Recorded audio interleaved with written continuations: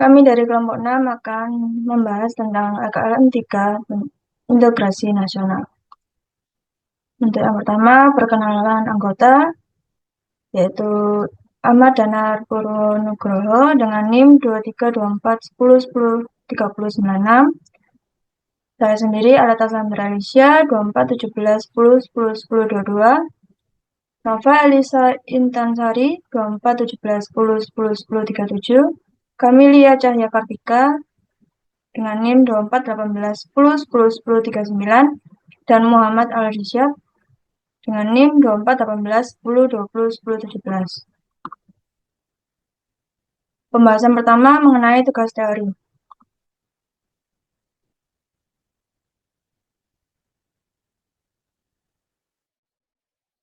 Oke, jadi pertama apa itu integrasi nasional? Jadi integrasi itu berasal dari kata integratus yang berarti menyatukan atau membuat menjadi utuh, dan nasional berasal dari kata nasio yang berarti bangsa.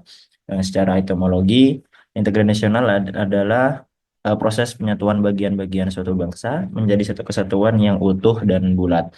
Nah, secara terminologi, integrasi nasional adalah suatu proses menyatukan perbedaan-perbedaan yang ada dalam masyarakat, baik dari segi suku, budaya, bahasa, agama, dan golongan ke dalam satu kesatuan bangsa yang utuh dalam bingkai negara kesatuan Republik Indonesia.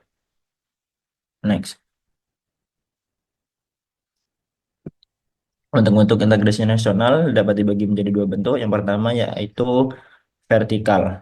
Jadi integrasi vertikal adalah penyatuan antara pemerintah pusat dengan masyarakat atau daerah-daerah yang ada di bawahnya, yang seringkali diwarnai oleh upaya pemerintah dalam merangkul dan menyatukan berbagai aspirasi rakyatnya. Kemudian yang bentuk kedua adalah horizontal. Jadi integrasi horizontal itu adalah penyatuan antar kelompok masyarakat yang memiliki latar belakang budaya, suku, agama, dan adat istiadat yang berbeda agar bisa hidup berdampingan secara damai dan juga harmonis.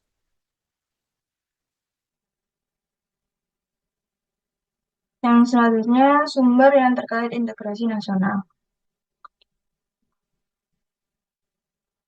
Yang pertama, sumber historis. Integrasi nasional Indonesia lahir dari pengalaman panjang bangsa Indonesia dalam melawan penjajahan dan merebut kemerdekaan, sehingga tumbuh semangat kebangsaan untuk bersatu. Kesamaan pengalaman sebagai bangsa terjajah menciptakan solidaritas untuk mencapai kemerdekaan dan persatuan. Dan selanjutnya, sumber sosiologis. Indonesia memiliki keragaman suku, budaya, agama, dan bahasa yang menuntut adanya upaya terus-menerus untuk menjaga keharmonisan dan persatuan. Proses ini melibatkan pembentukan norma bersama dan interaksi sosial yang harmonis untuk menciptakan persatuan di tengah perbedaan. Yang terakhir, sumber politik. Integrasi nasional didorong oleh keinginan bangsa Indonesia untuk hidup dalam negara yang merdeka, berdaulat, adil, dan makmur di bawah sistem pemerintahan yang demokratis. Dalam konteks politik, integrasi nasional didukung oleh kepemimpinan yang kuat, kebijakan yang inklusif, seperti penerapan Pancasila sebagai ideologi negara.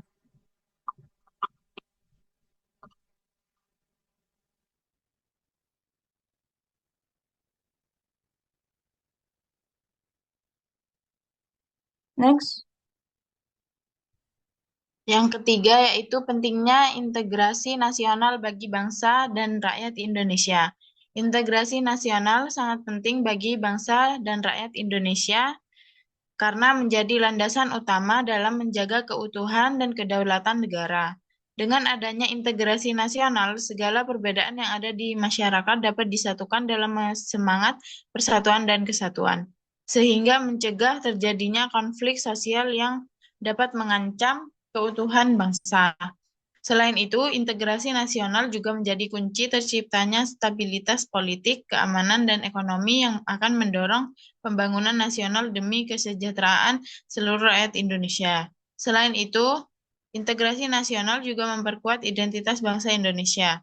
Rasa memiliki terhadap negara dapat tumbuh lebih kuat ketika masyarakat merasa bahwa mereka memiliki peran dalam kehidupan berbangsa dan bernegara. Salah satu manfaat utama dari integrasi nasional adalah menjaga stabilitas dan keamanan negara dengan adanya persatuan konflik sosial yang sering muncul akibat perbedaan dapat diminimalisir ketika masyarakat merasa menjadi bagian dari satu kesatuan yang lebih besar. Oleh karena itu, integrasi nasional harus terus dijaga dan diperkuat oleh seluruh elemen bangsa. Upaya seperti pendidikan multikultural, dialog antar budaya, serta kebijakan yang adil bagi seluruh rakyat Indonesia harus terus ditingkatkan agar persatuan dan kesatuan tetap terjaga demi masa depan yang lebih baik.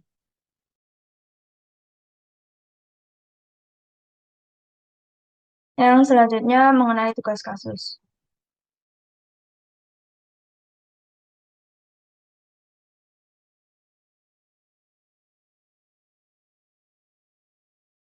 Baik, di sini kelompok kami mengambil kasus dengan judul berita dan sumbernya. Judul beritanya yaitu keributan di Tangsel dan isu SARA di media yang meresahkan warga. Sumbernya kompas.id, diterbitkan pada 7 Mei 2024. Next.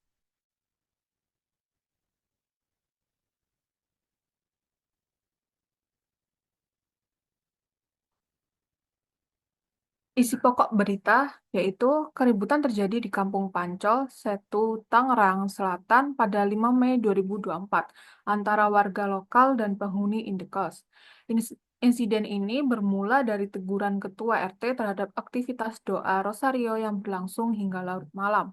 Teguran tersebut memicu perdebatan hingga berujung pada perkelahian fisik. Salah satu penghuni indekos terluka akibat terkena pisau. Peristiwa ini kemudian direkam dan disebarkan di media sosial yang memunculkan narasi keliru terkait isu SARA, suku, agama, ras, antar golongan. Narasi ini meresahkan warga karena tidak sesuai fakta lapangan. Warga menegaskan bahwa konflik tersebut bukan terkait intoleransi agama, melainkan masalah sosial akibat keramaian yang mengganggu lingkungan. Next.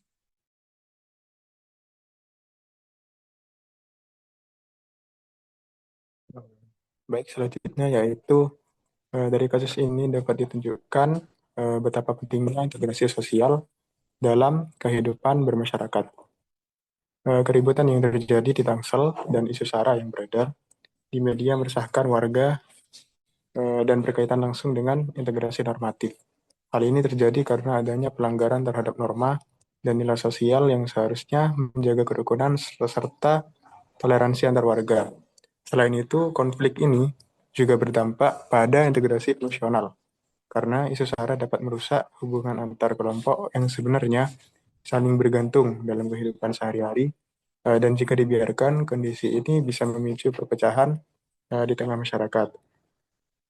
Adapun beberapa faktor penyebab disintegrasi sosial dalam kasus ini, antara lain buruknya komunikasi sosial, berkembangnya narasi keliru di media sosial, dan ketegangan yang muncul akibat keragaman yang tidak dikelola dengan baik. Untuk itu, untuk mengatasi masalah ini diperlukan beberapa alternatif penyelesaian, seperti meningkatkan dialog antar warga, mengelola keragaman melalui komunitas lokal, memberikan edukasi tentang literasi digital agar masyarakat lebih bijak dalam menerima informasi, serta memperkuat pendekatan berbasis aturan dan kearifan lokal. Mungkin sekian.